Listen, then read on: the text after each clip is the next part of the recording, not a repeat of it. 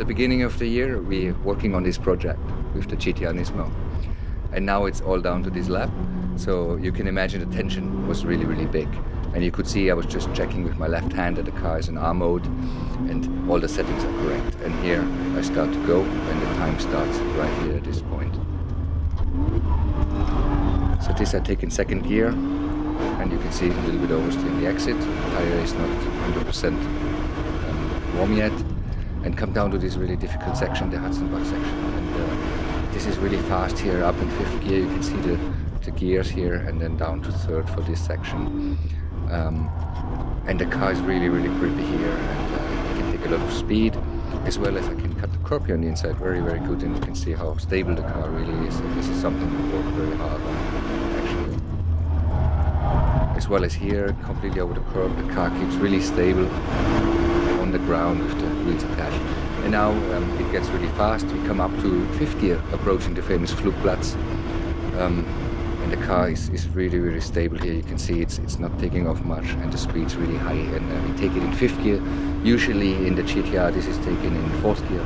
But with the GTR Nismo now, with the high level of downforce, we can actually take it in fifth. And now here we come up to 285 km per hour over that famous Schwedenkreuz, down to fifth for this left-hander. Really, really, really fast and one of the most dangerous areas. And then here it's a bit better, a little bit time to breathe for that right-hander. And then again, a lot of stress here down to the Fuchsröhre, which is crazy, crazy fast. You can see again we go up to fifth and then to sixth. And this left-hander, so compression, I take completely flat.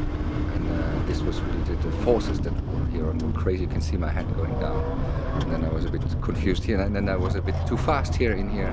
And I went too much to the left here, as you can maybe see, and I didn't really get that corner here very good, which was a bit disappointing. And then I hit the curb here on the exit, which is actually not on purpose.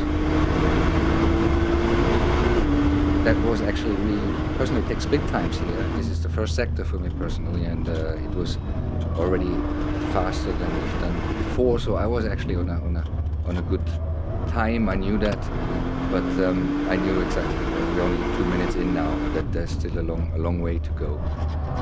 And the pressure that we had to the target time to break the 7 minutes, 10 seconds was very, very high, and we were working really, really hard. And this was one shot. It was at the end of the day, and now I had to really reduce the time. So there was a lot of pressure. It was not just like a lap for fun.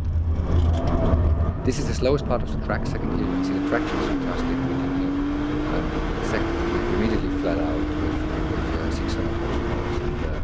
And also something we worked very hard on actually to get the power distribution right, to get a really good balance of it. It's one of my favorite parts actually. We're up now, we come up, approaching the Bergwerk, now coming to the left-hander and the Lauda accident, the left-hand king. Very fast. This is flat in fifth gear, but it's really, really bumpy and fast. You can see the bumps here. And the car brakes really well here for Bergwerk. And here I'm really early on the throttle, really important for lap time here. Come to the second spin time here, 3:14. This was the best we've had, I think we've seen. This was really encouraging. I said, okay, now make no mistake. Again here, very fast, very dangerous left-hander here. Also flat, just flat. You can see the bump. The car almost jumps to the grass. Very, very risky section. And of course, as a driver, these sections are when the heart rate goes up. And this is the famous left-hander here. Normally, again, fourth gear in the GTR Nismo, fifth gear, over 200 km/h around that turn. And then it goes at a little bit lower speed, and you can a little bit relax, but not really relax. Relax from the stress level maybe, but the concentration starts to go now after 4 minutes in the car. And it's really tough now to focus and not make any mistakes. Famous carousel here. I take it in third gear, second gear is an option. The car is more calm in third. Coming up here, and this left-hand king is very difficult to drive because it's either a lift or short brake, very complicated, but I hit it quite well. Up to the highest point of the track here in fourth gear, the Hohe 8. And this is actually now my favorite section, starting off the track. fourth gear, the famous Nürburgring coming here. The car handles extremely well with this downforce we have.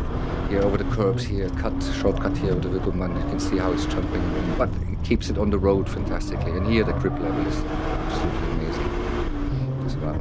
Now we're approaching the galleries here on the left. Again here I stay in third gear, and maybe you can hear I'm gonna hit the limiter. Up here it goes in, and this is better than shifting up for 10 meters and shifting down, more effective. Here I have to shift up to fourth and back to third, so everything's maxed out. And here again, now I stay flat on the throttle down here, which is also something we had to work hard on to achieve that. It's fifth gear now here down, and it's very close on the curb, and then a really big jump here. The car is completely in the air, and it felt really great around here. And also here the left-hander, and then this is the last jump and the last really dangerous section here, which is really tricky.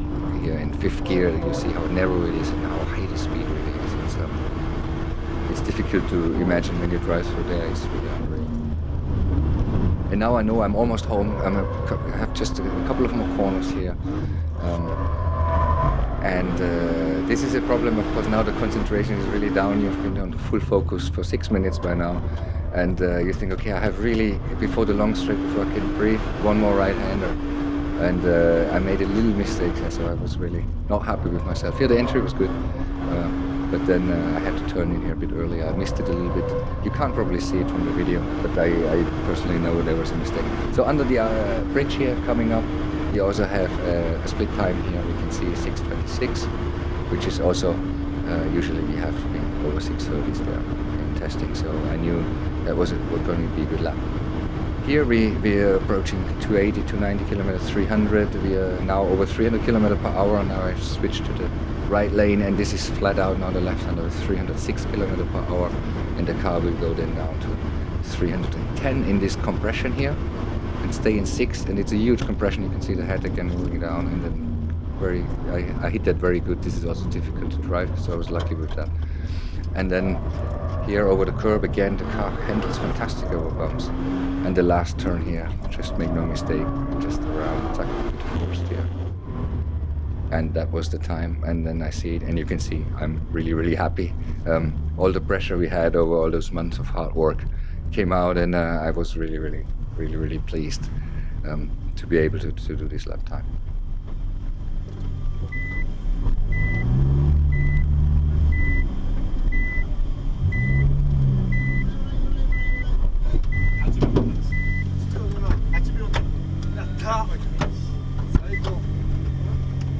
스카와終わり? 終わり.